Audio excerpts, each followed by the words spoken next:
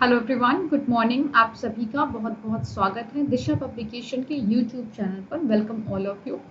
तो मैं उम्मीद करती हूँ कि आप लोग बहुत अच्छे होंगे और आप लोगों ने जो तैयारी आप कर रहे होंगे वो सही ढंग से और सही दिशा में चल रही होगी। वन मोर थिंग, आज हम डिस्कस करेंगे इंटेलिजेंस के पार्ट 2 को, जिसमें हम बहुत सी इंपॉर्टेंट थ्योरीज को डिस्कस करने वाले हैं। तो आप लोग पूरे इस वीडियो में बने रहिए और पूरी क्लास को ज़रूर कवर करिए। बाकी अपने दोस्तों के साथ में इसको ज़रूर शेयर कर दो ताकि वो लोग भी इस क्लास को कंप्लीट कर लें और पूरा जो सीरीज़ है वो देख करके नोट्स बना सकें। ठीक है, तो इस चीज़ को शेयर कर दीजिए कि बाकी हम लोग क्लास को आगे कंटिन्यू करते हैं। और फर्स्ट ऑफ ऑल, अगर आप लोग चैनल पे नए हैं तो प्लीज़ सब्सक्राइब कर लीजिए चैनल को और बेल आइकन ज़रूर प्रेस कर लीजिए सो दैट आप सभी को नोटिफिकेशन मिलना स्टार्ट हो जाए मेरी अपकमिंग क्लासेस का। ये क्लासेस आपके मंडे, वेडनेसडे एंड फ्राइडे सुबह 10 बजे होती हैं। तो इससे पहले हमने डिस्कस किया था थर्स्टन के समूह कारक सिद्धांत को, और आज हम डिस्कस करेंगे उनके आगे की थ्योरी को, लाइक गिलफोर्ड, स्टर्नबर्ग या आपके हार्वर्ड गार्डनर। तो काफ़ी कुछ है आपके लिए। ओके, स्टार्ट करते हैं भाई। अगले आइए देखते हैं। ये सब मैंने आपको इससे पहले वाली क्लास में कवर करा दिया था। चलिए, तो हम डिस्कस करेंगे गिलफोर्ड की त्रिविमीय सिद्धांत के साथ में। गिलफोर्ड ने जो आपको त्रिविमीय सिद्धांत दिया है, ठीक है, गिलफोर्ड का 3 डायमेंशनल थ्योरी, इनके सिद्धांत को हम एसआई थ्योरी या घन रचना सिद्धांत के नाम से भी जानते हैं। तो स्टार्ट करते हैं और देखते हैं सभी चीज़ों को। ओके, आप नोट्स बना लीजिए, पूरा कवर कर लो अच्छे ढंग से ताकि कोई भी क्वेश्चन आपके एग्जाम का छूटे नहीं वहाँ पे। चलिए, तो भाई इस सिद्धांत को हम और किन नामों से जानते हैं देखते हैं। एक सेकेंड।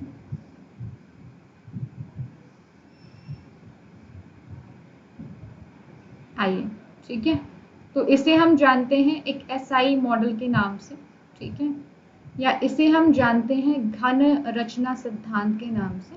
तो अलग अलग नाम आपको मिल जाते हैं सिद्धांत के, लेकिन जब भी आपसे पूछा जाए कि त्रिविमीय सिद्धांत बुद्धि का किसने दिया है तो आपका आंसर हमेशा गिलफोर्ड ही रहेगा।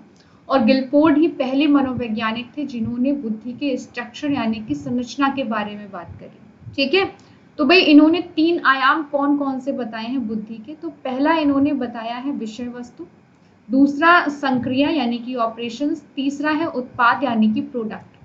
तो कंटेंट किसे हम कहते हैं? कंटेंट वो टर्म होती है जिसका हम यूज चिंतन करने के लिए करते हैं।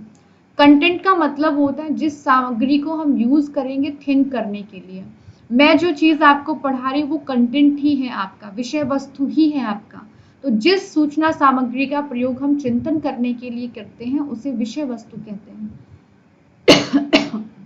अब जिस तरीके से मैं आपको पढ़ा रही हूँ इस कंटेंट को, मैं जिस तरह से इस कंटेंट को आपको पढ़ा रही हूँ, तो वो जो प्रोसेस है आपका उसे हम संक्रिया कहते हैं, ऑपरेशन कहते हैं।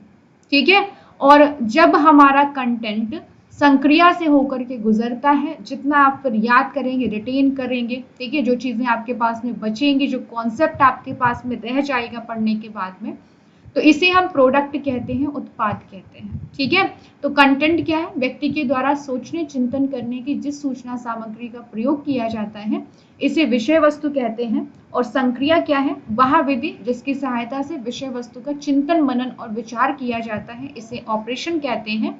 और उत्पाद हम किसे कहते हैं? तो बुद्धि के द्वारा जो विषय वस्तु के विश्लेषण और संक्रिया से गुजरने के बाद का जो आपका प्रोडक्ट होता है इसे हम कहते हैं प्रोडक्ट। ठीक है, इनके सिद्धांत की आलोचना करी है भी पेरिस ने, और बाकी हम देख लेते हैं एक करके इन चीजों को। चलिए, तो ये संरचना है भाई, इन्होंने जो आपको सिद्धांत दिया जिसमें कंटेंट ये रहा आपका, प्रोडक्ट ये रहा आपका, ऑपरेशंस ये रहे आपके। कंटेंट में visual, auditory, symbolic, semantic, behavioural, है ना, ये चीजें हो गई 1, 2, 3, 4 और 5। ठीक है, प्रोडक्ट में unit, classes, relation, system, transformation, implications. ठीक है, तो ये चीजें आपकी हो जाएंगे 1, 2, 3, 4, 5 और 6। ओके, और इसके अलावा ऑपरेशन में क्या है आपका? Evaluation, conversion, production, diversion, production, memory और कॉग्निशन। तो कितने हो गए? ये 5 हो गया। ठीक है, तो इन्होंने संरचना तत्व जो बताया वो 6 पंचे 30 और ठीक है 150 शुरुआत में जो इन्होंने संरचना तत्व बताए थे वो इन्होंने 120 बताए थे सबसे पहले, ठीक है। इसके बाद में इन्होंने एक टर्म को तोड़ा और फिर इन्होंने 150 संरचना तत्व बताए। अब जो फाइनल में आपके एलिमेंट है वो टोटल 180 है। क्वेश्चन ये पूछ दिया जाता है आपसे, ठीक है, इंपॉर्टेंट है। इवन यहाँ तक आपसे प्रश्न पूछ देते हैं कि भाई संज्ञान किसकी बुद्धि का हिस्सा है, या कन्वर्जेंट और डाइवर्जेंट के बारे में सबसे पहले किसने बात करी है, तो आपको याद रखना है गिलफोर्ड की बुद्धि का हिस्सा है, ठीक है। तो ये था आपका गिलफोर्ड की बुद्धि का सिद्धांत। अब हम चलेंगे अगले एक सिद्धांत को डिस्कस करते हैं और बात करते हैं हम स्टर्नबर्ग की थ्योरी के बारे में। आइए, मोस्ट इंपॉर्टेंट है, क्वेश्चंस यहाँ से पूछे गए हैं आपके सीटेट के एग्जाम में, इसलिए ध्यान से आप देखिएगा। स्टर्नबर्ग की बुक का नाम है बियॉन्ड आईक्यू, ये इनकी पुस्तक का नाम है। और स्टर्नबर्ग ने जो सिद्धांत एक आपको दिया है इंफॉर्मेशन प्रोसेसिंग थ्योरी, सूचना संसाधन सिद्धांत, तो इन्होंने यहाँ पर ये बताया है कि हम किस तरह से अपनी इंफॉर्मेशन को प्रोसेस करते हैं एक एक स्टेप बाय स्टेप, ठीक है। तो सबसे पहला है आपका कूट संकेत यानी कि इनकोडिंग, फिर आता है अनुमान, उसके बाद है व्यवस्था, फिर आता है उपयोग और फिर आता है अनुक्रिया। तो कूट संकेत इनकोडिंग क्या है? इनकोडिंग का मतलब है जिस इंफॉर्मेशन को हम रिसीव करते हैं उसको आइडेंटिफाई करना, उसको पहचानना। जैसे कि आप पढ़ रहे हैं तो आप इस इंफॉर्मेशन को रिसीव कर रहे हो और इसी चीज को पहचानना, ठीक है। तो इसे हम क्या कहेंगे? इसे हम कह देते हैं इनकोडिंग, ठीक है। तो भाई प्राप्त सूचना की पहचान करना ही इनकोडिंग कहलाता है, जैसे नहीं कहते डिकोड करना, उस चीज को समझना। अनुमान, फिर जो हमने सूचना को प्राप्त किया है उसके आधार पर हम कुछ अनुमान लगाएंगे, कुछ गेस करेंगे, है ना, ये चीजें इस तरह से हो सकती हैं, तो वो चीज हम करेंगे। उसके बाद में हम मैपिंग करते हैं, मीन्स पूर्व परिस्थिति के साथ में, ठीक है, जो भी चीजें पहले हो सकती हैं उनके साथ में हम वर्तमान परिस्थिति के बीच में एक रिलेशन को फाइंड आउट करते हैं, संबंध को एक हम जोड़ते हैं। तो वो हो गया आपका व्यवस्था। अगला पॉइंट आपका है उपयोग यानी कि एप्लीकेशन। तो एप्लीकेशन में हम क्या करते हैं, जो अनुमान हम यहाँ पर लगाते हैं इसका हम रियल में यूज करते हैं, एक्चुअल यूज करते हैं। क्यों करते हैं एक्चुअल यूज? ताकि हम रिस्पॉन्स दे सके, जो भी प्रॉब्लम है उसका हम बेस्ट सोल्यूशन फाइंड आउट कर सके। तो ये है आपकी इंफॉर्मेशन प्रोसेसिंग थ्योरी, ठीक है। अब ये जो इंफॉर्मेशन प्रोसेसिंग थ्योरी आपको इन्होंने दी है, तो जिस तरह से हम सूचनाओं को संसाधित करते हैं, हम इंफॉर्मेशन को प्रोसेस करते हैं, उस चीज को ध्यान में रखते हुए स्टर्नबर्ग ने 3 उप सिद्धांतों के आधार पर बुद्धि का त्रितंत्र सिद्धांत का प्रतिपादन किया। तो बुद्धि का त्रितंत्र सिद्धांत मोस्ट इंपॉर्टेंट है आपके लिए, यहां से क्वेश्चंस आपके जरूर पूछे जाएंगे सीटेट के एग्जाम में, ठीक है, पूछे गए हैं अभी तक। चलिए, तो इनको हम डिस्कस करते हैं। वो 3 कौन कौन से प्रकार की बुद्धियां हैं। पहली है सृजनात्मक बुद्धि। फर्स्ट ऑफ ऑल आप लोग अगर फर्स्ट टाइम विजिट कर रहे हैं देन प्लीज क्लास को शेयर कर दीजिए और चैनल को सब्सक्राइब कर दीजिए, ठीक है। और कंप्लीट तैयारी के लिए आप लोग दिशा पब्लिकेशन की बुक्स को परचेज कर सकते हैं, ओके, जहां पर आप पूरी ढंग से तैयारी कर सकते हैं। आपके पास में बुक होंगी तो आप किसी भी टाइम पे कोई भी अगर आपका डाउट निकल करके आता है तो वो डाउट भी आपके रिजॉल्व हो जाते हैं, ठीक है। Practice, mock test, complete books सब कुछ अवेलेबल है, जिनके लिंक डिस्क्रिप्शन बॉक्स में आपको दिए गए हैं। अमेजोन या फ्लिपकार्ट के थ्रू आप इनको परचेज कर लीजिए और आप अपनी तैयारी अच्छे ढंग से शुरू कर दीजिए, ठीक है। तो सृजनात्मक बुद्धि, सृजनात्मक बुद्धि को हम अनुभवजन्य बुद्धि के नाम से भी जानते हैं। ये इस बुद्धि को हम अनुभवजन्य बुद्धि के नाम से भी जानते हैं। तो बेसिकली हम अपने अनुभव के आधार पर जब कुछ नया करते हैं, समथिंग एकदम न्यू, ठीक है, तो अपने पुराने अनुभव, पूर्व ज्ञान से विकसित होने वाली जो हमारी बुद्धि होती है इसे हम अनुभवजन्य बुद्धि कहते हैं। और ये व्यक्ति में नवाचार और मौलिकता को बढ़ावा देती है, मीन्स क्रिएटिविटी को ये डेवलप करती है, ठीक है। तो चलिए, ये हो गई आपकी क्रिएटिविटी, क्रिएटिव इंटेलिजेंस। दूसरा जो आपका टाइप है इसे हम जानते हैं संदर्भात्मक बुद्धि के नाम से, ओके। तो भाई संदर्भात्मक बुद्धि जो आपकी है इसे हम व्यवहारात्मक बुद्धि के नाम से जानते हैं। अब ये बुद्धि कहाँ पर हमको दिखाई देती है, व्यवहारात्मक बुद्धि कहाँ दिखाई देती है? तो व्यवहारात्मक बुद्धि आपके सूझबूझ में दिखाई देती है कि आप किसी चीज को करने का कैसे तरीका, क्या तरीका आपका रहता है, ठीक है। आपके बिहेवियर में वो बुद्धि दिखाई देती है, आपके व्यवहार में वो बुद्धि दिखाई देती है, ठीक है, आप कैसे रिस्पॉन्स करते हो किसी के साथ में, ओके, आपका तरीका क्या है किसी चीज को टैकल करने का। तो ये ही बुद्धि आपको आपके एनवायरनमेंट के साथ में एडजस्ट करने में भी हेल्प करती है। ठीक है, तो ये हो गई आपकी संदर्भात्मक बुद्धि। आगे हम चलेंगे, अगली बुद्धि है आपकी घटकीय बुद्धि। तो भाई घटकीय बुद्धि को हम किस नाम से जानते हैं? इसे हम जानते हैं विश्लेषणात्मक बुद्धि के नाम से। और ये बुद्धि आपको ऐसे कामों में हेल्प कर, देखिए विश्लेषणात्मक बुद्धि है, इसे हम अवयवभूत बुद्धि के नाम से भी जानते हैं, कोई भी नाम आपको मिल जाएगा। तो घटकीय या विश्लेषणात्मक या अवयवभूत बुद्धि, ये बुद्धि ऐसी जगहों पर आपको हेल्प करती है जहां पर आपको चीजों का एनालिसिस करना पड़े, है ना, आपको अपना तर्क लगाना पड़े, आपको डिबेट करना पड़े, आपको प्रॉब्लम को सॉल्व करना पड़े, आपको कार्यों को विभाजन करना पड़े। तो ऐसी जगहों पर आपको हेल्प करता है आपकी घटकीय या अवयवभूत या अनुभवजन्य बुद्धि। ठीक है, तो आई गेस यहाँ तक आपको किसी तरह का कोई भी डाउट नहीं हुआ होगा। देखिए आकर के स्टर्नबर्ग ने बुद्धि में 3 कंपोनेंट के बारे में भी बात करी है। एक क्वेश्चन एक बहुत ही रेयर पूछा गया है यहाँ से भी। तो कौन से वो 3 घटक है? पहला है मेटा घटक, अगला है निष्पादन घटक और अगला है आपका ज्ञान संग्रहण घटक। ठीक है, तो स्टर्नबर्ग ने इन 3 घटकों के बारे में भी बात करी है। ओके, तो ये याद रखिएगा आप लोग, पूछ दिया जाता है, इससे ज्यादा ध्यान नहीं दीजिए क्योंकि इसमें डिटेल में नहीं जाएंगे ये बिल्कुल भी। ओके, चलिए, तो भाई अगली ये एक बहुत ही इंपॉर्टेंट थ्योरी है, चाहे कोई भी स्टेट टेट आपका हो या आपका सीटेट, सीटेट में तो 110% यहाँ से क्वेश्चन आपको देखने को मिलेगा हर एक पेपर में। ठीक है, तो बहुबुद्धि सिद्धांत जो कि आपको किसने दिया है? गार्डनर ने दिया हुआ है। इनकी मल्टीपल थ्योरी ऑफ इंटेलिजेंस, इनकी बुक का नाम है frames of mind, the theory of multiple intelligence. इन्होंने 1983 में 7 प्रकार की बुद्धियों के बारे में बात की थी। ठीक है, 7 टाइप ऑफ इंटेलिजेंस को इन्होंने डिस्कस किया था। अब इस चीज को समझिएगा आकर के, इन्होंने क्या कहा? इन्होंने कहा कि हर एक व्यक्ति की जो बुद्धि होती है उसका स्ट्रक्चर अलग होता है ना, हर एक व्यक्ति की बुद्धि का स्ट्रक्चर अलग अलग होता है।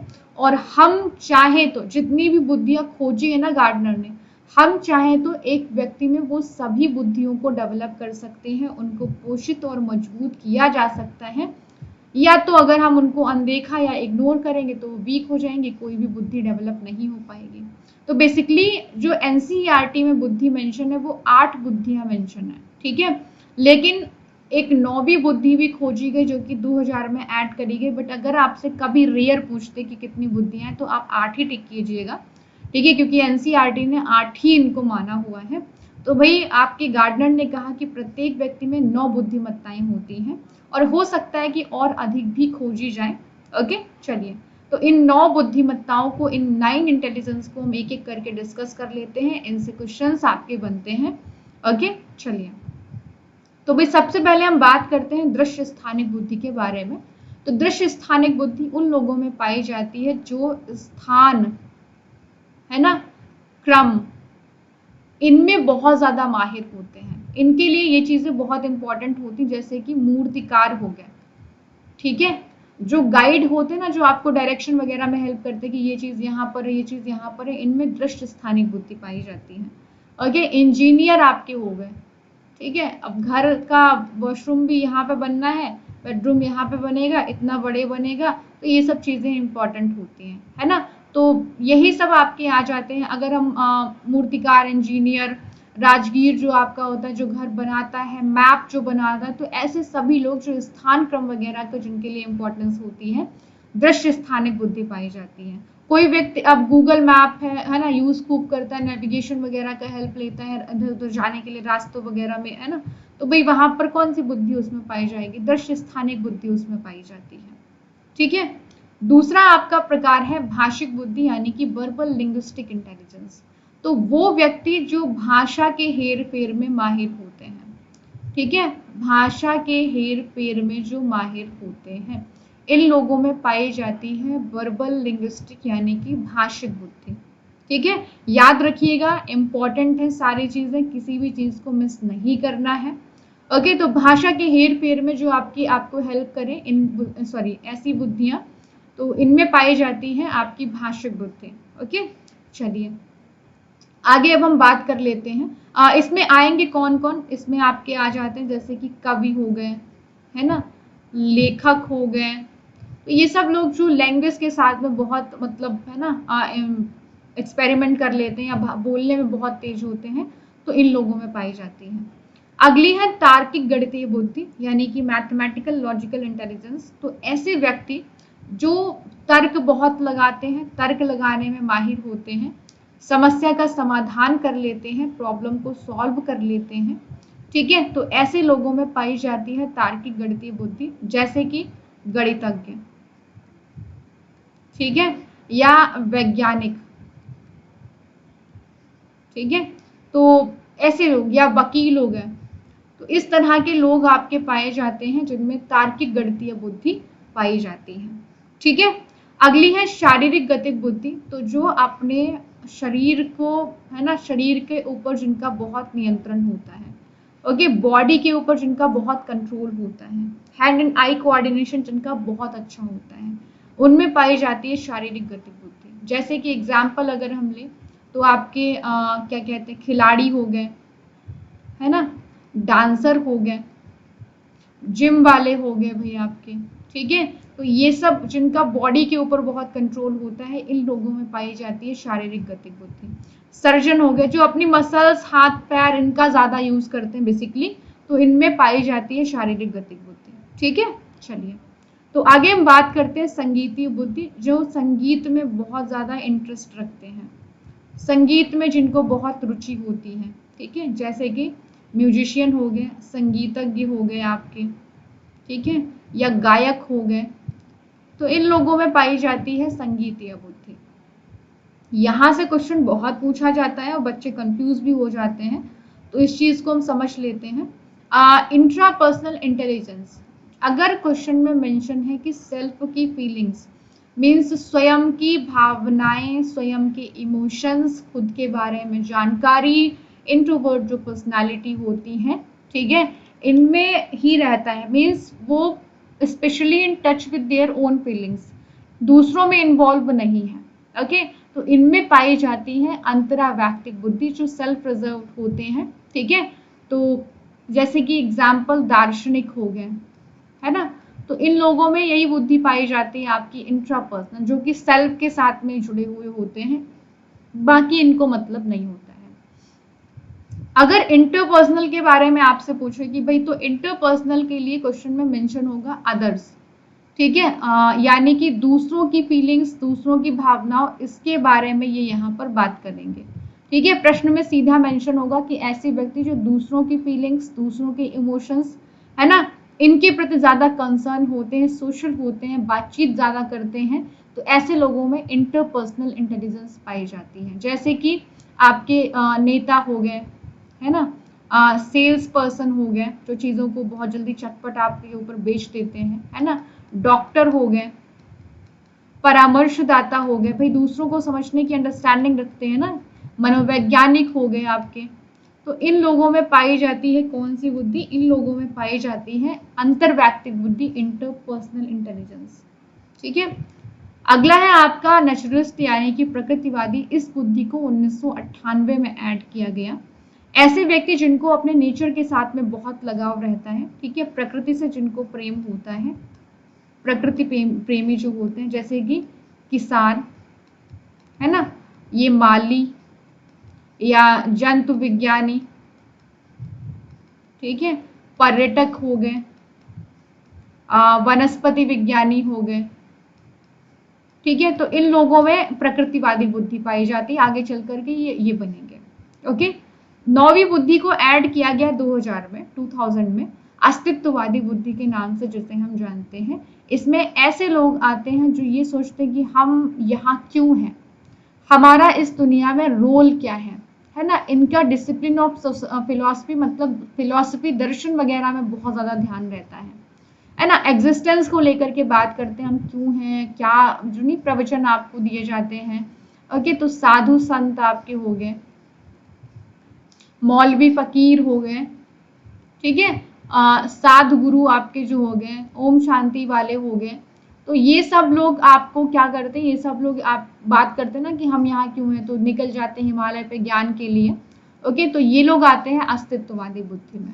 ठीक है, तो आई गेस हार्वर्ड गार्डनर आपको समझ में आए होंगे, एक बार आप बैक करके रिवाइज कर लीजिएगा। ओके, आगे हम चलेंगे और कुछ सिद्धांतों के नाम जान लेंगे। यहाँ से क्वेश्चन डिटेल में तो आपको नहीं देगा, लेकिन नाम भले आपसे पूछते कि बुद्धि का पदानुक्रमण सिद्धांत किसने दिया है, तो बर्ट एवं बर्नन ने दिया है, ध्यान रखिएगा। ठीक है, पूछ सकता है आपसे। अगला ये इंपॉर्टेंट है आपके लिए, बुद्धि का जो तरल और ठोस बुद्धि का सिद्धांत आपका दिया है, तरल एवं ठोस बुद्धि का सिद्धांत। ठीक है, वो किसने दिया है, तो वो आपको कैटल और हॉर्न ने दिया हुआ है। ठीक है, इन्होंने क्या किया, देखो मैंने आपको स्पीयरमैन की बुद्धि के दो फैक्टर बताए थे, जी और एस। तो इन्होंने जी फैक्टर को ही दो में डिवाइड कर दिया, एक तो तरल बुद्धि यानी कि फ्लूइड इंटेलिजेंस, एक आपकी क्रिस्टलाइज यानी कि ठोस बुद्धि। तो इसलिए ये आपका GF और GC मॉडल भी कहलाता है। ठीक है, तो भाई तरल बुद्धि कौन सी होती है, तरल बुद्धि हमारा जो जन्मजात ज्ञान होता है। ठीक है, जो हमारे अंदर जन्म से ही मौजूद होता है, ऐसा जो ज्ञान होता है, इसे हम तरल बुद्धि कहते हैं। तर्क लगाने की क्षमता, चीजों को याद करने की क्षमता, बातचीत करने की क्षमता, ये सब हमारे अंदर जन्म से ही होती है। ठीक है, तो इसे हम कहते हैं फ्लूइड इंटेलिजेंस यानी कि तरल बुद्धि। पूछ दिया था कि तरल बुद्धि किसके साथ में जुड़ी है, तो याद रखना पड़ेगा। और अगली है आपकी ठोस बुद्धि। तो ठोस बुद्धि जो हमारा अर्जित ज्ञान होता है, जिसे हम अपने इन्वायरमेंट से एक्वायर करते हैं, वातावरण से अर्जित करते हैं। ठीक है, और तरल बुद्धि जो हमारी है, जो कि हमारा जन्मजात ज्ञान होता है, इसका अधिकतम विकास आपकी किशोरावस्था तक ही होता है, इसके बाद में फिर ये डेवलप नहीं होती है। ठीक है, तो आगे हम चलते हैं और डिस्कस करते हैं कुछ और चीजों को। ये आप बस नाम याद रखिएगा किसने कौन सा सिद्धांत दिया है। बस बुद्धि का पास मॉडल आपको जेपी दास, नागलिरी और किर्पी ने दिया हुआ है। ठीक है, कैरोल ने आपको बुद्धि का त्रिस्तरीय मॉडल दिया हुआ है। इसके अलावा अगर हम बात करें तो प्रोफेसर हैब ने आपको कखा सिद्धांत दिया हुआ है। ठीक है, ये बस नाम याद रखिएगा, कभी फैक्चुअल क्वेश्चंस इनसे भले आपसे पूछते हैं, इसके अलावा तो क्वेश्चंस आपसे नहीं पूछे जाएंगे। अब हम बात करते हैं एक इफेक्ट के बारे में, जिसे हम जानते हैं फ्लिन प्रभाव के नाम से। ठीक है, फ्लिन प्रभाव में बेसिकली आपकी बुद्धि के ऊपर वातावरण के बारे में बात करी गई कि बुद्धि पर वातावरण का क्या प्रभाव होता है। फ्लिन नाम के एक मनोवैज्ञानिक थे, इन्होंने लगभग पूरे वर्ल्ड के 8 देशों के सैंपल लिए और ये बताया कि पिछली कुछ दशाब्दियों में बुद्धि में वृद्धि हुई है, लोगों की जो बुद्धि है वो बढ़ी है। ठीक है, तो बेसिकली इसका मतलब ये हो गया कि बुद्धि के ऊपर भी वातावरण का प्रभाव पड़ा है। तो ये फ्लिन इफेक्ट इसे ही कहते हैं। क्वेश्चन पूछा गया है, एक स्टेटमेंट में इसको मेंशन किया गया था। ठीक है, अगला है विचलन बुद्धि का कॉन्सेप्ट किसने दिया है, विचलन बुद्धि। तो ये आपका देखो, ये बुद्धि नॉर्मल नहीं है, विचलन बुद्धि का कॉन्सेप्ट आपको दिया है वेस्टलर ने। ठीक है, इन्होंने दिया हुआ है, जिसमें मीन आपका है, ये फैक्ट पूछा गया है MP टेट में, C टेट में नहीं पूछा गया है कभी भी आज तक, जिसमें मीन आपका है 100 और मानक विचलन जो आपका है वो 15। सिंपल सा ये पूछा गया कि मानक विचलन कितना है, तो 15 और मीन कितना है, तो 100। ये प्रश्न तक इवन पूछा गया है। ठीक है, तो भाई यहाँ तक आई गेस आपको डाउट नहीं हुआ होगा। ठीक है, आगे हम चलते हैं और बुद्धि परीक्षण अगले आपके आएंगे, जिनको हम डिस्कस करेंगे अगले एक नई क्लास में। ठीक है, क्योंकि बुद्धि परीक्षण से भी प्रश्न पूछे जाते हैं, बट स्टेट टेट में यहाँ से क्वेश्चंस ज्यादा पूछे जाते हैं। बुद्धि परीक्षण के क्वेश्चंस आपसे सीटेट में नहीं पूछे जाते हैं। सीटेट में हार्वर्ड गार्डनर की थ्योरी से क्वेश्चंस आते हैं, बुद्धि क्या है इससे प्रश्न आपके पूछे जाते हैं, है ना, बुद्धि की विशेषताओं से क्वेश्चन पूछे जाते हैं, स्टर्नबर्ग से क्वेश्चन पूछे जाते हैं। लेकिन आपके टेस्ट से बहुत ही रेयर है कि किसी का IQ निकालने को दे दे, तो वैसा क्वेश्चन पूछते, बाकी नहीं पूछा जाता। यहाँ ये स्टेट टेट के लिए इंपॉर्टेंट है, तो इसको हम पार्ट 3 में कवर करेंगे। मैं एक बार आपको पीछे बैक करके दिखा देती हूँ कि हमने कितने सिद्धांत को कवर किया। इवन मैंने आपको सारे सिद्धांत पढ़ा दिए, इनके आगे ये चीजें आने वाली अगली क्लास में। ठीक है, एक बार बैक करके आप लोग देख लो। तो हमने बेसिकली बुद्धि के बारे में जितना भी कॉन्सेप्ट था वो सब डिस्कस कर लिया। ठीक है, इसके अलावा जितनी भी विशेषताएं बुद्धि की हैं उन सबको हमने डिस्कस किया था इससे पहले की क्लास में। और ये सारी चीजें इंपॉर्टेंट है, जो भी आप स्क्रीन पर देख पा रहे हैं, इन सब चीजों की समझ आपके पास में होनी चाहिए, इन सबको प्रॉपर एक्सप्लेन किया है मैंने। ठीक है, तो एक बार देख लीजिए आप लोग। चाहो तो स्क्रीनशॉट ले लो।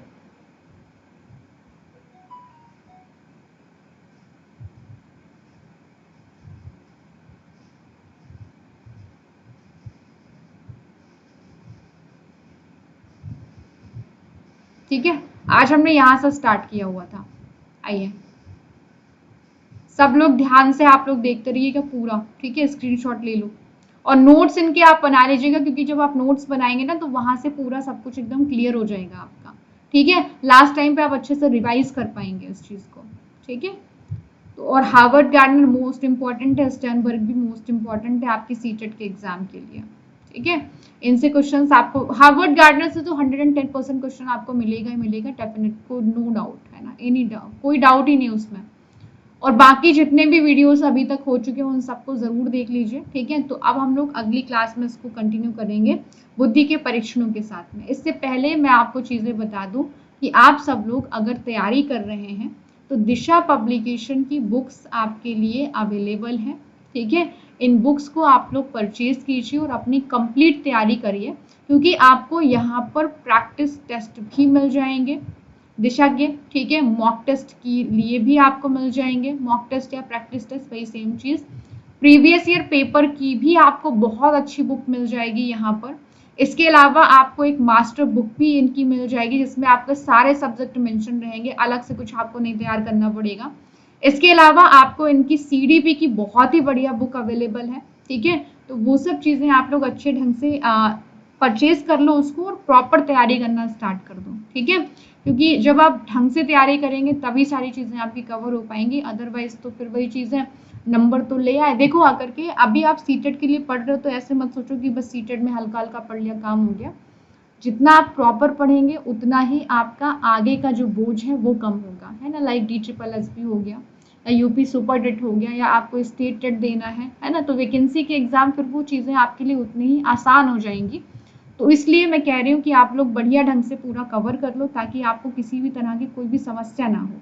ठीक है, बाकी अगर हम बात करें यहाँ पर सीटेट के एग्जाम की, तो सीटेट का एग्जाम आपका दिसंबर मंथ में होगा।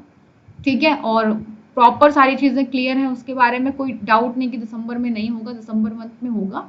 बस ये है कि फॉर्म फिल करने की डेट नहीं आई है, वो डेट आ जाए। और इसके अलावा एग्जाम की डेट नहीं आई, ऑनलाइन मोड में ही आपका एग्जाम होगा, तो ये चीज भी आप याद रखिएगा। ठीक है, तो जल्दी से आप लोग क्या करिए, दिशा, पहली बात तो चैनल को सब्सक्राइब करिए, क्लास अगर पसंद आई है तो लाइक कर दो।